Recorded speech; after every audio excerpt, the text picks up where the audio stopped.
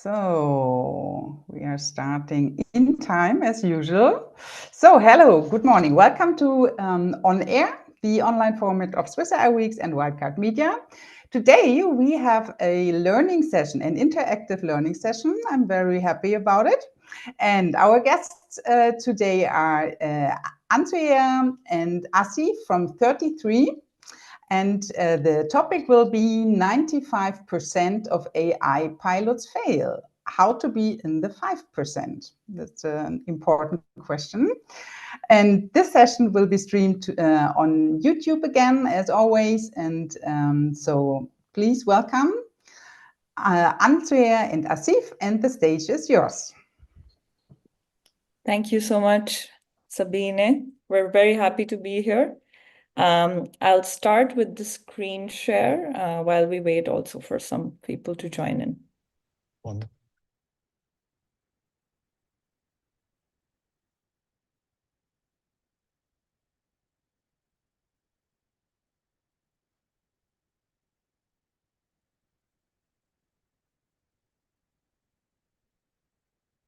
Right. Shall we begin, Ansuya? Yeah. Good morning, everybody. Yes. Thank you for joining our session. 2 weeks ago, MIT published a report stating that 95% of all Gen AI pilots fail. At 33, this spectacular number came as no surprise. But the real question is, how do we increase the success of our AI initiatives to be part of the 5%? This is going to be an interactive session. There will be some poll questions throughout the session, and do feel free to ask questions in the chat, and time permitting, we'll have a look at those towards the end or at the end of the presentation.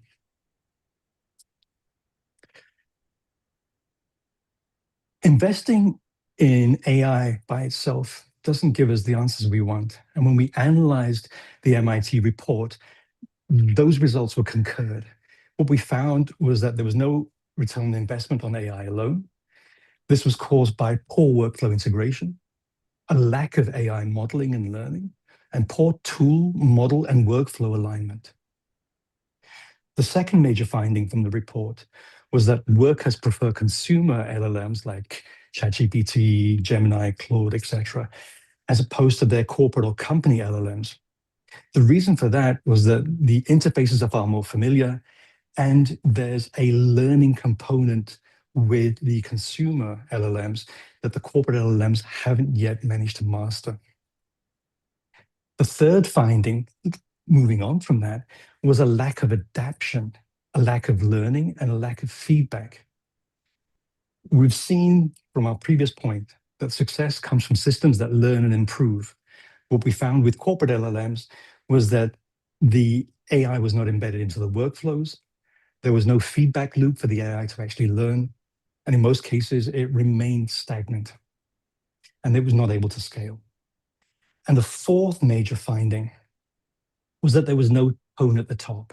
In other words, there was no buy-in from the board or from the executives.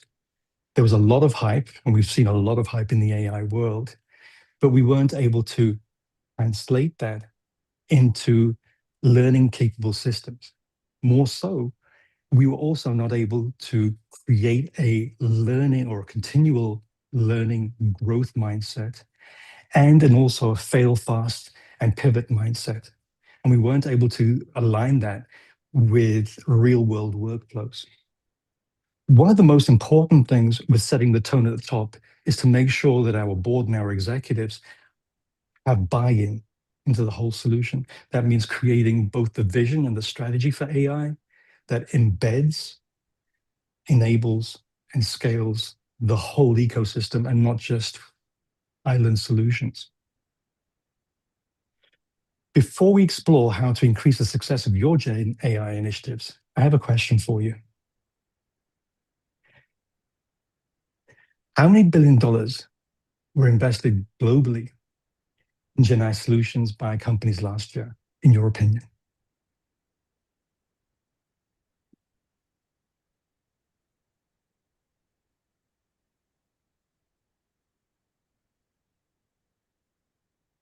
Numbers are still coming in.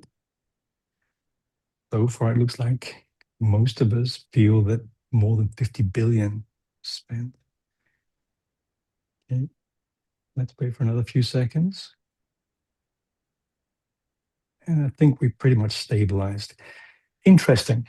More than half came up with 50 billion, and that's fairly close to the answer. I think it was around 40 billion, if I remember correctly. But yes, we're in the correct ballpark.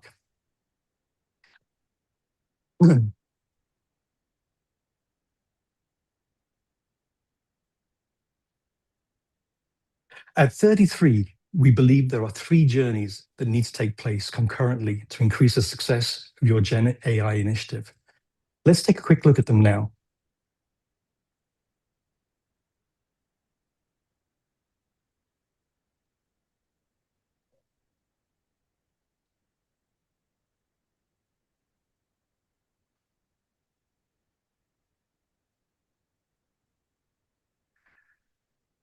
The first of these 3 journeys is the client-focused journey. In the client-focused journey, we need to concentrate not on ideating and solution design, but the thing that comes before that, which is to understand the pain points. What is it we're trying to fix? What is it we're trying to alleviate? Once we've understood the pain, we're able to then ideate on potential solutions and create prototypes and pilots for them. Important is that we're able to understand the whole journey workflow by journey mapping. This builds trust and transparency, and also allows us to have a framework for measurement to make sure that we're delivering what we committed on and that we're on track. The second is the internal journey, or the culture journey within an organization. This includes alignment, both cross-functional and cross-departmental. It includes improving AI literacy and the correct mindset, as I mentioned earlier on, with the fail, fast, and pivot. It empowers people to take ownership, especially with new dynamic roles which are required for AI. And it allows us to create a culture of experimentation. And the third journey is the data journey. Absolutely critical in feeding the other 2 journeys. And here we need to focus on the quality of the data, how we govern that data legislatively. We think about GDPR and the US legislation on AI and data protection. Interoperability, so how that information is going to flow not just within systems, but between systems and between ecosystems. And also how we monitor the quality of that data as well as it's learning, especially in generative AI solutions. The glue that drives the 3 journeys in harmony is a well thought out vision and strategy supported by the board and the executives.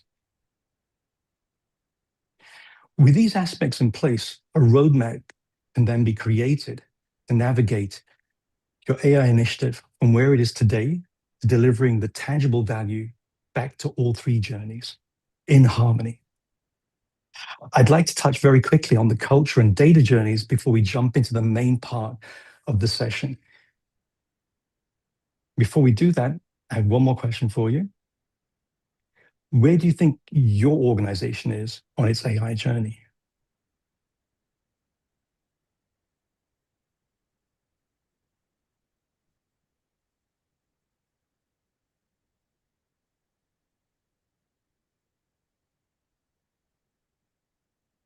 Interesting.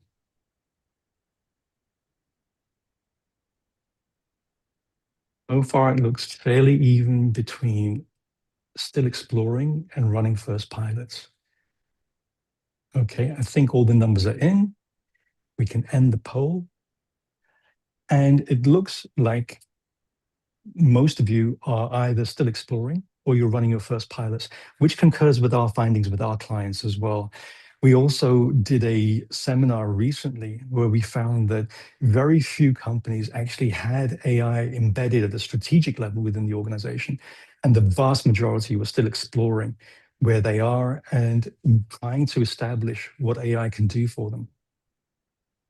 As I mentioned in the earlier slide, I'd like to cover very quickly a couple of slides on culture and data, just so that we can have the complete picture, because the MIT report also mentioned that these are two important aspects of developing and improving the success of generative AI initiatives.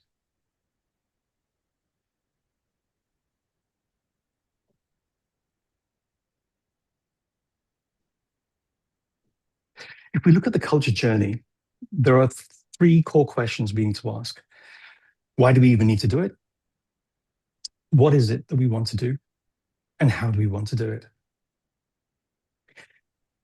This slide here, very quickly, shows us a fairly standard approach in how culture transformation works. There are lots of frameworks and lots of methodologies, and I'd like to have a separate session on that if anybody's interested on exploring that.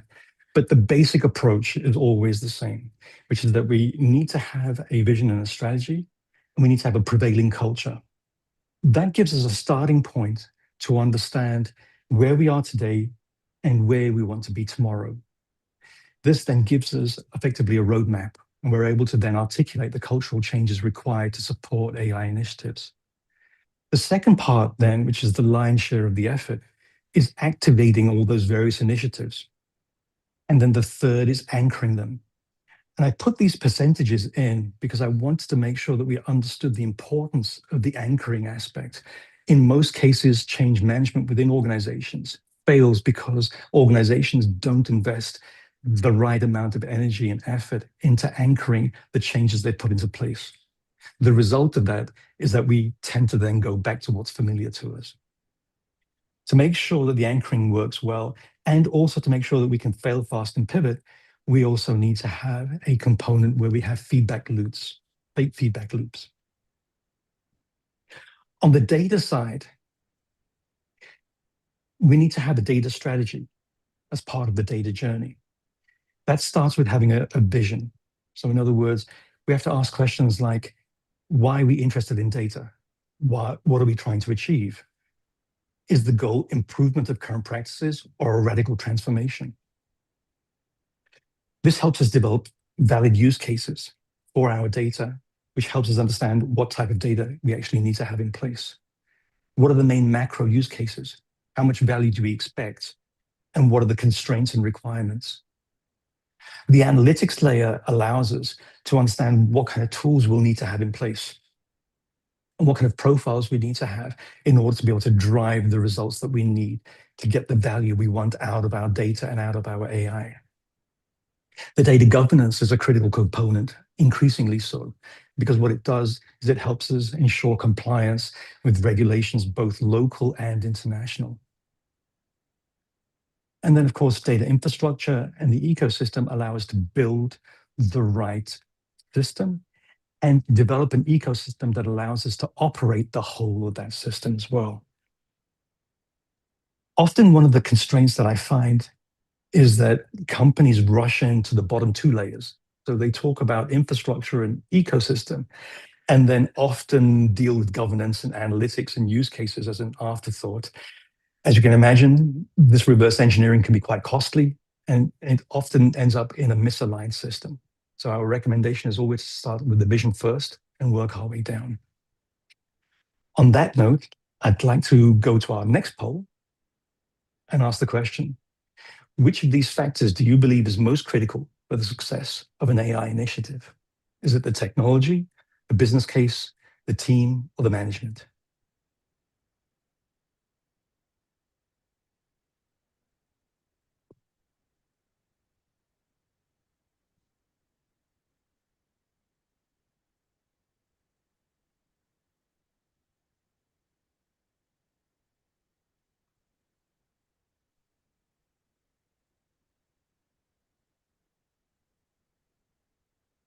Okay, I think all the results are in. Interestingly enough, nobody picked technology. Most of you picked the business case, with the management in second place. I'm so happy to hear that, because the technology is evolving as we speak, and what we use today may already be out of fashion or out of trend by next week. The business case is clear, and so is buy-in from management, as we've already seen. Now that we've covered on an outline, culture and data, I'd like to hand over to Ansuya, who's going to give us a deep dive into the product journey. Thank you, Asif. Now I'd like to talk about the approach that we take, because the truth is AI isn't something that you can just plug in and expect it to work. It's not a plug and play fix. So what I want to show you today is how we handle AI initiatives in a way that keeps them practical, iterative, and focused on value. So instead of one-off deployments, we create a cycle that keeps learning and delivering results. This diagram shows the journey that we take with our clients on developing AI solutions. So it's designed so that we can give them full transparency and we can reduce their risk and make sure that every step is delivering value for them. So the first phase is what we call discovery. This is where we kick things off with ideation workshops. So we sit down together with them, look at the opportunities, map out the pain points, and start rapidly creating prototypes. Now, not every idea needs to move forward right away, and that's okay. So that's what this process is for, that some of them can get parked for later. And the important thing is that nothing is getting lost. So the client always is walking away with a living backlog of possibilities that they can return to at any time. The phase 2 is the acceleration phase. At this stage, we sit with the client and really define what success looks like. That's their acceptance criteria. Then we take the most promising ideas forward. We take them into pilots or POCs, that's proof of concepts. And here is where we test the feasibility, business value, and maybe even a quick snapshot of ROI. And if something is not quite meeting their expectations, that's fine. We can park or pivot it. So the key is that we always capture the lessons learned, and even no is adding value for the next cycle. When a pilot is successful, that's when we step into the phase 3, which is the scaling up. And this is where we take what we worked and build it into a real MVP. We do it through agile sprints with design development reviews, and our customers stay right in the loop the whole time with clear decision points along the way. So everything is feeling transparent, manageable, and on track. So the thing about this approach is that it's not a straight line. It's more of a cycle. So the idea is that we can always go back, pick up ideas earlier, or adapt, pilot if priorities have shifted. And that means that nothing is getting wasted and every step is adding value and you're seeing some of the progress along the way. So in short, what we mentioned here is really about park, pivot, pilot, produce, and that's the journey so that we can keep moving fast and in a transparent manner. And why this is more important today than ever is because in today's AI world, things are changing so quickly. So the ones who win aren't the ones who make one big bet and hope that it sticks. It's the ones who can adapt, revisit, and turn ideas into impact again and again without losing momentum. Now, you might be wondering, okay, this all looks great, but it will take forever if we keep going into the cyclical processes and it will cost a fortune. The truth is, it's the opposite. Our phased approach cuts the traditional software delivery time down to a quarter. So we move from idea to MVP in not months, but weeks. And because we avoid the long discovery cycles and rework, clients are saving at least 30 to 50% costs compared to the old way of building software. So in short, what we're trying to do here is be faster, leaner, and more aligned with today's fast-moving AI landscape. Now, how we do this is, or what co-creation then means for us, is that we don't just come in from outside like consultants, who will disappear after PowerPoint. We want to sit together with our clients and co-identify the opportunities. We want to co-ideate with them, so we're shaping the AI concepts together. Co-design and co-assess. Every prototype should reflect technical feasibility and real business value. We continue with co-reviewing and co-monitoring because we want to make sure that the progress is transparent. And then we want to co-educate and train the people so that they are growing with the solution and not just consuming it. And ultimately, what we get by cooperating is scaling solutions together as a team. And this is the framework we use to build trust and ensure that solutions don't just work in theory, but also in the real world. And this is how our co-creation maps into the cyclical process into the right phases. In addition to that, what we also ensure is having living transparency for our customers. So what you see in green are examples of the deliverables that we provide to them at each stage, from an idea parking lot, working prototypes, to live progress updates, financial clarity, and even long-term roadmaps. It's really about making sure that they always have visibility and trust in the process.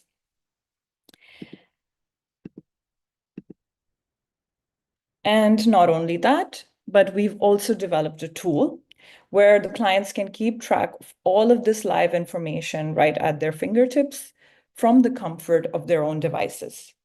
So this doesn't just provide them convenience, but as I mentioned, it's building real-time transparency, strengthening trust, and ensuring that they always know where they're standing in their AI journey.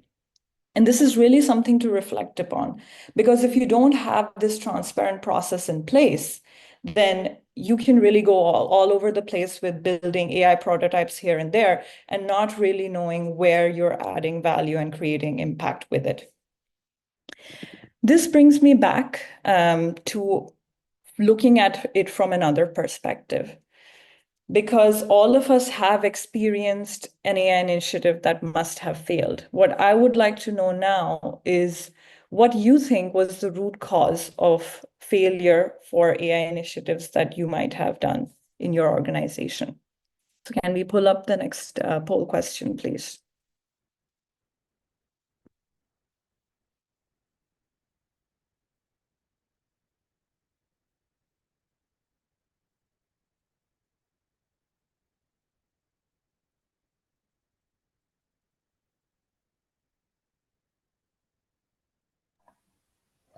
Okay, it looks like the poll is not working right now.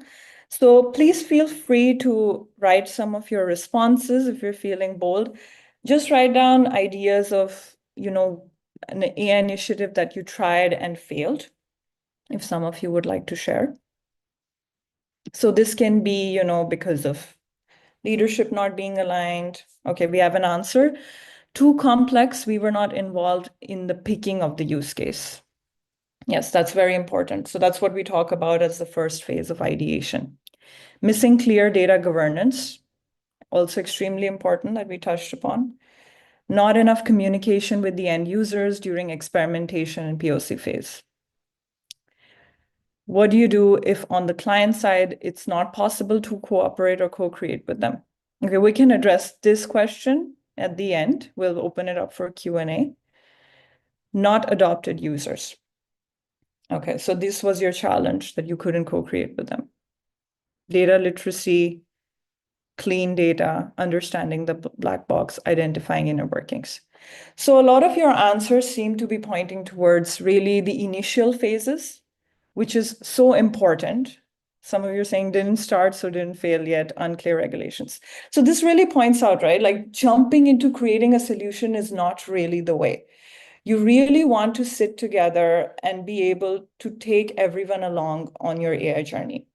And what we've usually seen, when we look at why AI projects or initiatives are failing, it's not, that people don't understand the technology. It's really the missing alignment between people, processes, and the purpose.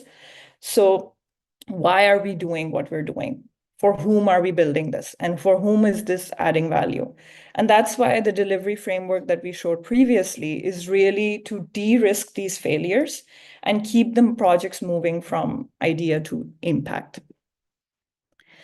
I would want to now walk us through a real world example. So we've touched upon, how we do this, so what our framework is, some of the key things to keep in mind. And now I would really like you to like to take you through a real world scenario. And we've seen this, with our customers. It's also a very common case, customer service automation. So I would say it's one of the most common AI use cases. And yet there are many pilots that never make it past the prototype phase. So what I'll do is I'll walk you through two paths that organizations often take in their AI journey. And one path will show you what happens when things don't go quite right. So when the teams are rushing in without alignment, clear ownership, or having the right foundations. And the other path will show you what it looks like when AI is done right. So when there's a cross-functional team that's co-creating the solutions, processes are redesigned with AI in mind, and then there's a clear roadmap. So the question that is really today isn't that can AI do it? It's that are we set up to do it right? And that's what I want to show you with this example. So let's take a familiar case. Imagine a mid-sized company wants to improve its customer support. Now their support agents are already overwhelmed. They're drowning in tickets, SLAs are slipping, and leadership feels the pressure that we need to modernize fast. So what happens? Someone says in the leadership, let's build a Gen AI chatbot to handle incoming tickets. So they move quickly because, with AI, you can. So in 2 weeks, they prototype a solution. It's online. It answers the FAQs. It's responding instantly, and it's using some friendly emojis as well. But then reality hits. The bot is giving incomplete answers because it can't access their product or billing systems. The customers end up escalating, and then they're calling in anyway. No one is sure who owns the bot or what they should actually improve. Compliance is raising red flags because they're like, is this GDPR safe? Where's the data being stored? And support agents are distrusting it. And there are other teams within the organization that aren't even aware that it exists. So what happens? The project quietly fizzles out, and another Gen AI pilot ends in silence. This is actually what's happening in the 95% of cases globally. So what should have happened instead? So let's rewind. We'll get to the same goal, but we're going to take a smarter approach. The approach that follows kind of what we're trying to explain up until now. So before you write even a single prompt, the team needs to step back and map the full customer journey. So you have to look at real data across channels. So we're talking web, chat, email, phone calls, help desks. Even, if you're a company where you have a lot of interaction, social media, or you have mobile apps or in-store transactions, you need to look at all of it and identify the top, let's say, 20 issues by volume, cost, or friction. So this helps us to pinpoint where automation will truly add value, not just what's possible, but what is the impact that we're creating.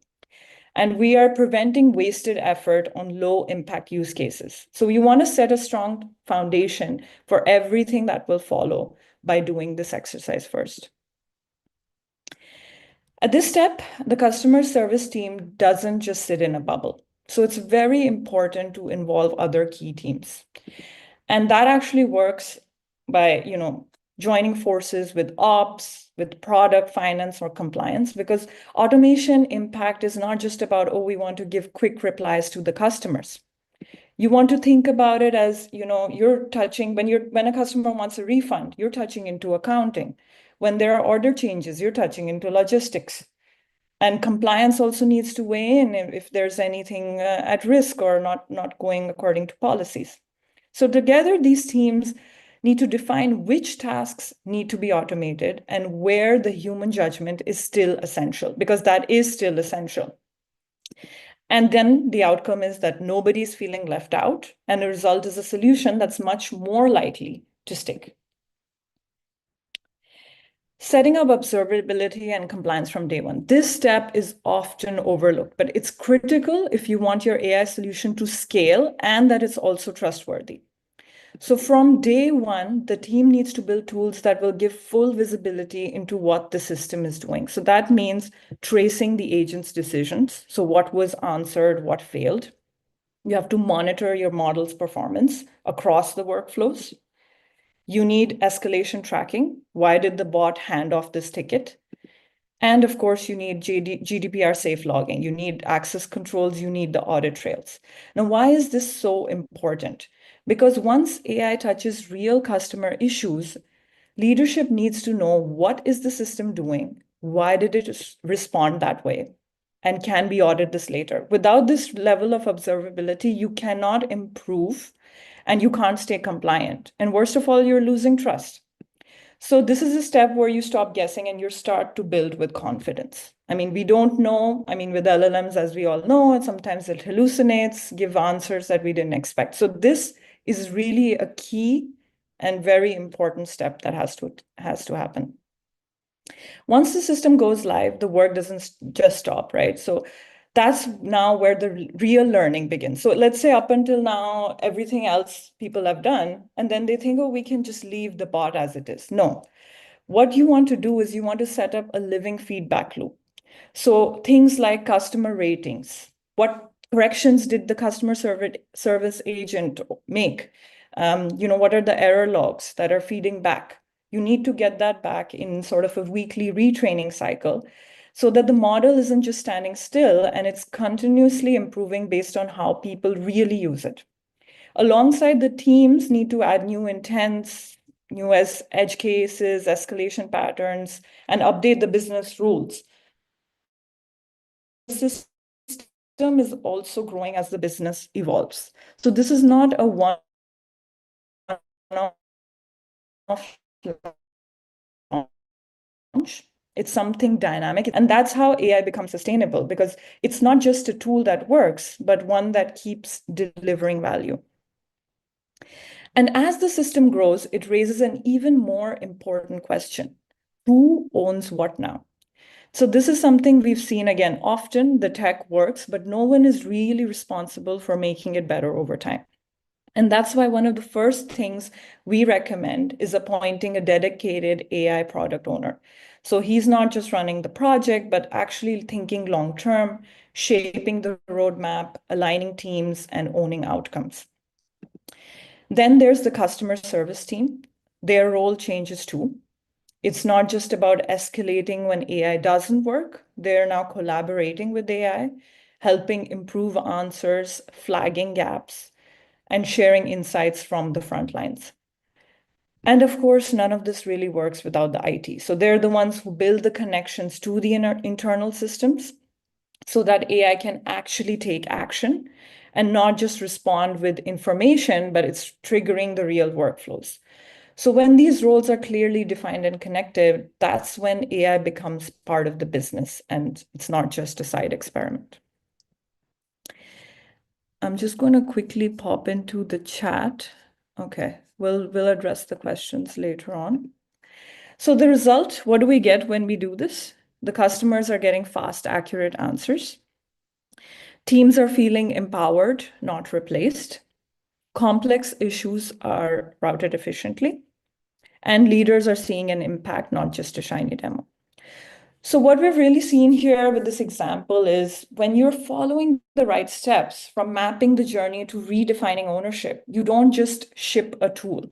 You're building a system that is creating value at every level.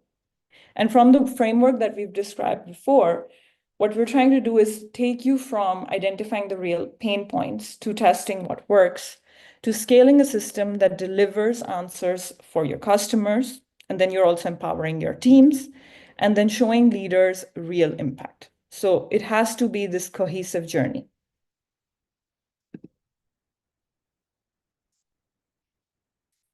Asif, over to you.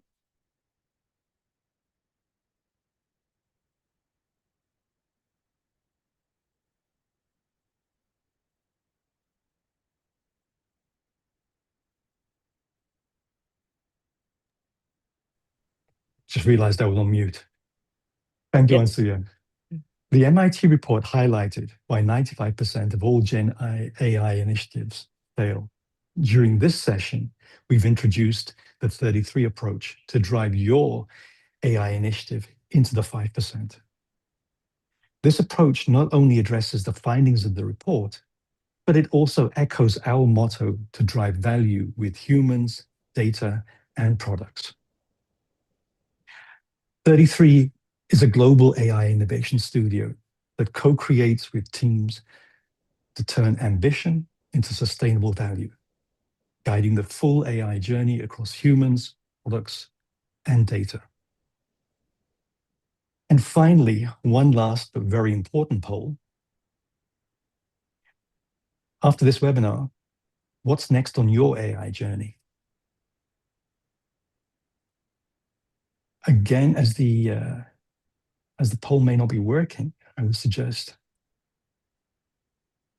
if you have any concrete answers, please do pop them into the chat.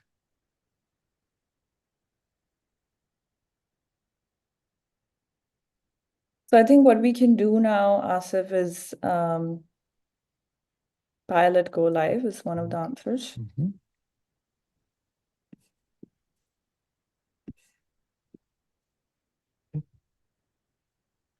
While we're waiting for some more answers to come in, I'll just say thank you very much for your time. Just reach out to us, irrespective of where you are in your AI journey. We look forward to sitting together to understand your specific challenges. We are experienced in advising boards on strategy and vision and translating them into actionable roadmaps with measurable benefits. The end result are products, data, and an agile culture that is fit for the future. It's always good to talk. Thank you very much. So let's open it up for Q&A. I see that there's a lot of good questions that were already asked. So I'm just going to read them out and Asif, then we can choose how to answer it.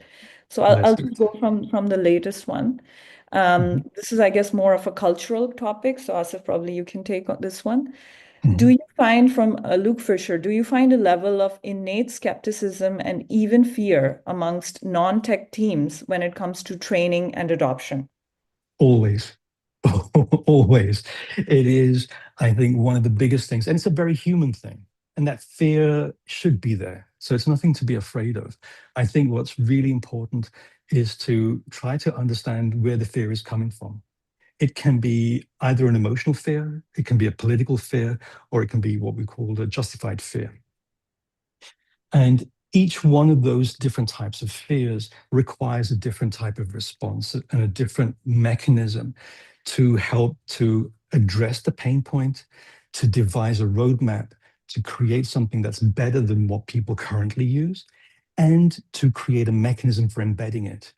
So there is no one-size-fits-all solution. Just as we all are very different as human beings with different personalities and different experiences in life, our approach to dealing with the different resistance to change also needs to be as adaptable.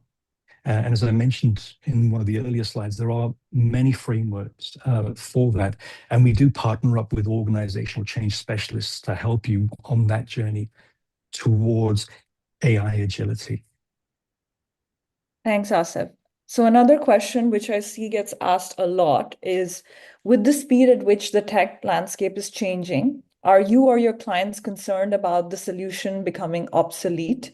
How are you evaluating the risks and mitigation strategies? And then I see a little chat going on over there, where some people are saying that, a large number of clients have stopped investing in traditional systems and delaying their AI investments, fearing that the chosen solution could become outdated.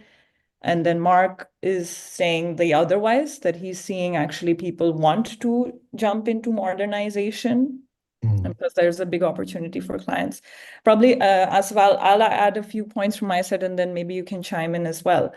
So because I'm the CTO at 33, and from a technological standpoint, you do want to invest in robust technology that you can scale and take forward, right? So you don't want to invest into tools that tomorrow will change and so on.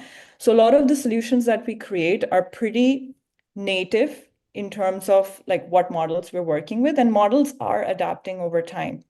So when you're connecting a system, you have to make sure that it's not locked in such a way. Like, a lot of people are building superficial tools on top of LLMs. You don't want to just go in and plug and play something like that. So you want to go into choosing the technology that is robust and ever evolving. And of course, as I mentioned, you still need to have the iterative process, right? So for example, if a new model comes out, I mean, we know the ChatGPT 5 is not performing that well. So we're sticking to the ChatGPT 4.1 mini in some of our projects till we can test it out and see that that does well. So you really want to have that kind of, technical due diligence happening. But the key thing is, don't think of it from technology point of view. Think of it from the point of view of, with all the technology that's available out there, how can we create value for our business? That's the main thing you want to think about first. And that's what I see a lot of the countries which are really, doing this in a more rapid and efficient way, like in the US or in India or China. That's kind of where they're going at with this. This fear-based mindset really needs to change, and you need to think more in terms of how do we hop on with innovation and make it sustainable. Asif, if you want to add something to that. I think those are all excellent points, Ansuya. My experience as a non-executive board director and board advisor is that boards, when looking at AI, tend to fall into two main camps and one small third camp.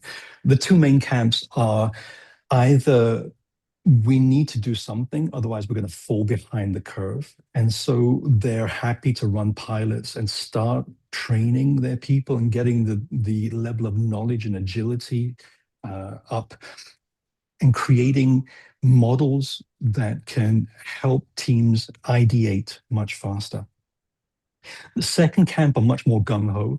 They have very concrete examples of what they can do, and they're more happy to invest in LLMs and in initiatives, especially when it comes to something which is, let's say, more static. If we look at some of the machine learning type applications or solutions, they tend to be a little more optimistic. And then there is a third camp, which was always, it's moving too fast. There are too many moving pieces. We don't want to invest right now. We're going to wait and see. I think that last camp is diminishing simply because things are moving so fast that if people don't start building the required AI muscle, let's say, within an organization, that means the organizational culture and the quality of data as well, then they won't be in a position where they'll be able to produce the offerings to the market that they need to remain competitive. And by that, I mean products, services, and increasingly experiences. So I think there are different camps, and they're working in different ways. But I don't believe that we're in a place yet where we have a one-size-fits-all solution. Maybe one closing note I would say is that the third option, which is the wait-and-see option, is really no option at all now. Anybody who's in that camp is probably walking into a wall very fast. Yeah, I think there were quite a few questions here also of how to work with data if the legacy systems aren't good enough.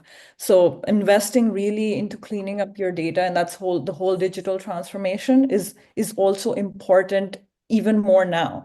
Because if you're not investing and working into the strategies, right, your company is going to slowly move towards being obsolete because the competitors and people out there who are able to pivot and do this will outrun you essentially. So it's really important to focus on that.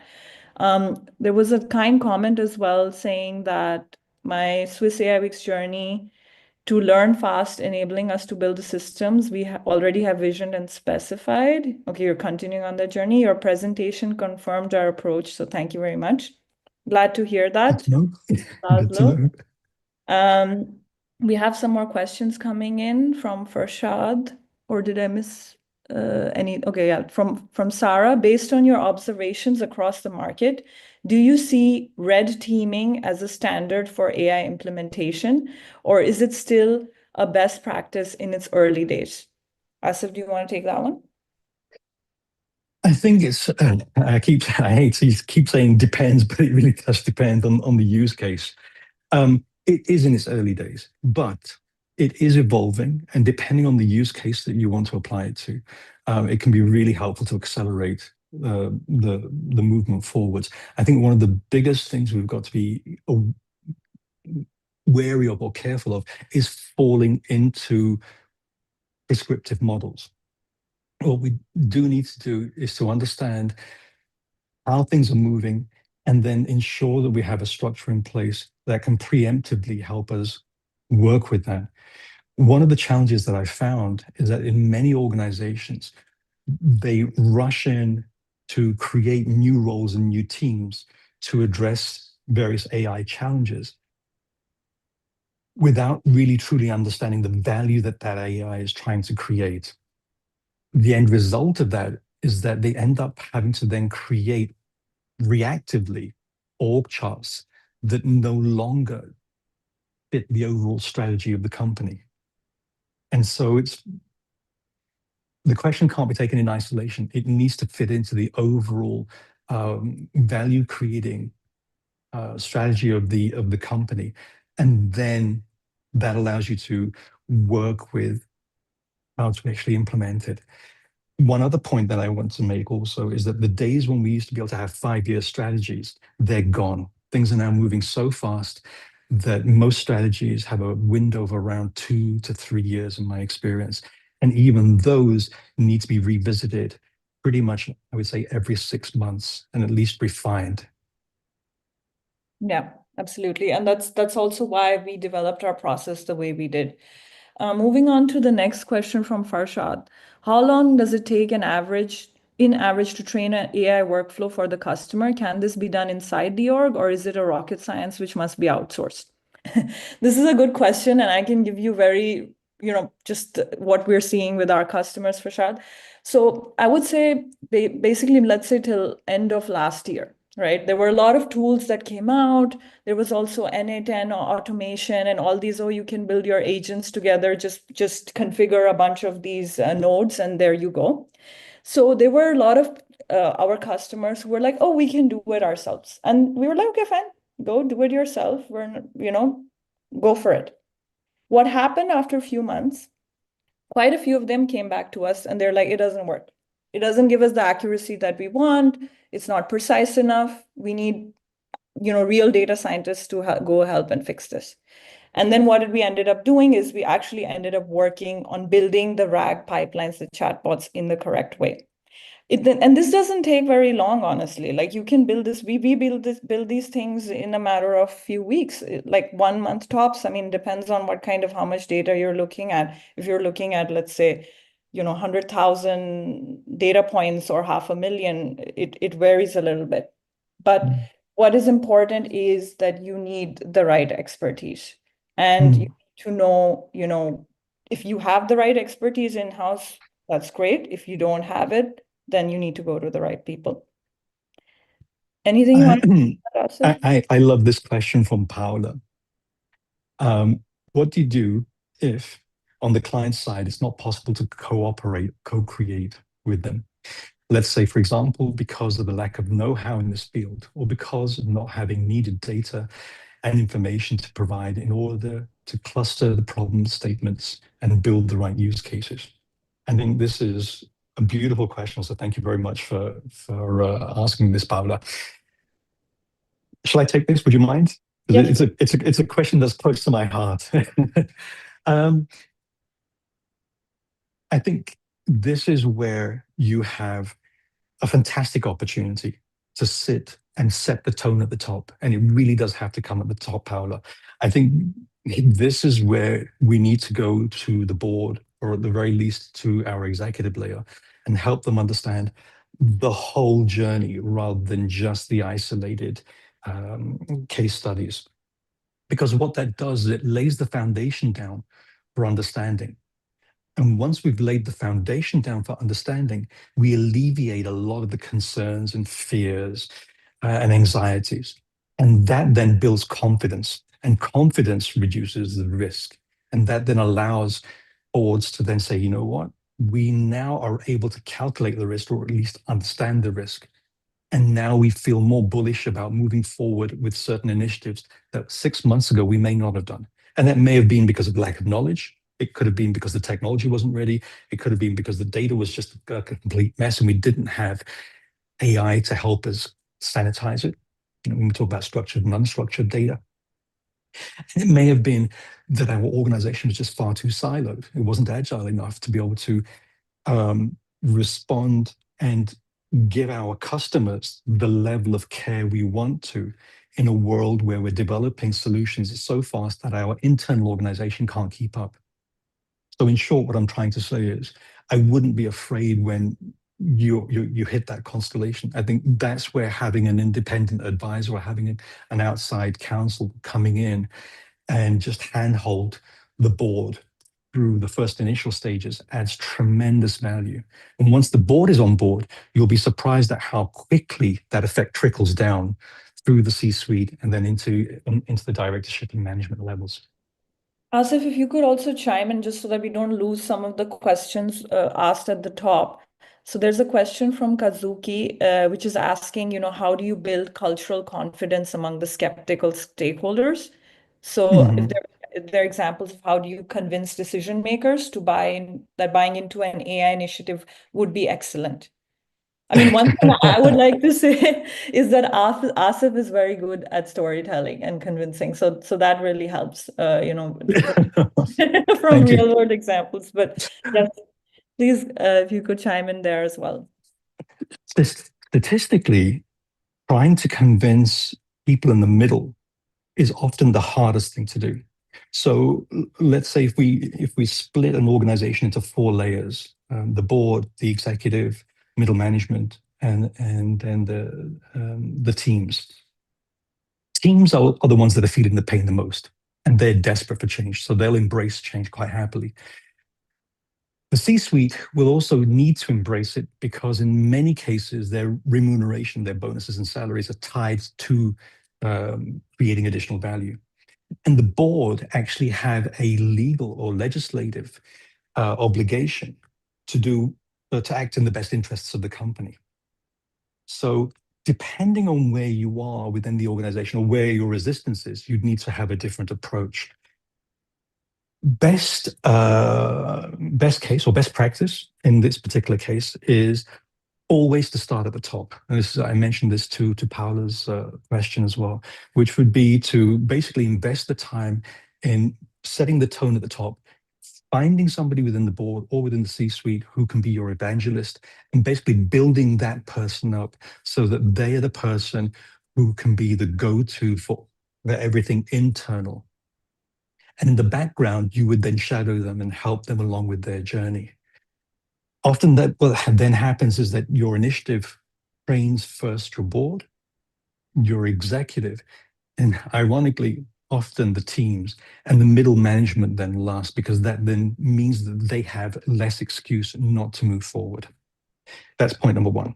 Point number 2 is, as I mentioned before, trying to understand exactly what type of resistance you're facing. And once you've understood the skepticism, you might be surprised that the very people who are trying to block you or hold you back or are resistant to change, once they've adapted to the new way of working, and once we've reinforced that new behavior and that new culture, they will often be your biggest advocates, because it's like a pendulum in behavior. The person who's most negative, once they've been convinced, becomes the most positive of people. So even when you have the most skeptical of people, all you've got to do is figure out what their pain is. Is it emotional? Is it political? Is it operational? And then based on that, work with them to alleviate that with something that creates more value than the value they're creating right now. I would like to take the last question then from Nico. And after this, if there's any other questions, please reach out to us. We'll be happy to help you or see where we can add value. So Nico asked, how do you align with the customer on who's paying for what if a use case fails? How do you calculate the costs of a use case or pilot overall if many open questions and uncertainty are around anyway? Nico, this is a very fundamental question of how to do product development in the right way. And it kind of ties into the cycles, the three-phase cycles that I was trying to show before, the Park Pivot Pilot produced. So when you have a lot of unknowns in place, right, you want to go, like, you always want to take the leanest approach. First is you want to identify the use cases that are bringing in value, right? Then you can sit down with the tools today, you can rapidly prototype anything. You can go to the key stakeholders and test out your ideas. Also do some technical due diligence, right? To figure out, okay, is this a really viable option before you go in and invest too much into building something that nobody is actually going to use, or maybe you can't even build it in the way that you envisioned it. And that's why it's so important to keep going back to the ideas, keep building in a lean, agile way. I mean, this is also something which should generally happen even with or without AI. But now with the kind of agentic automation solutions that we have, and the way that software can pretty much write itself, it's even more important now that we quickly test out ideas because we can do that. So I think it's really about having that adaptive process in place, that you can figure out the unknowns as you go along. Can I just quickly add one final point to that? The workshops that we run help us to not only identify problems and ideate, but we also have designers that are sitting in the room with us.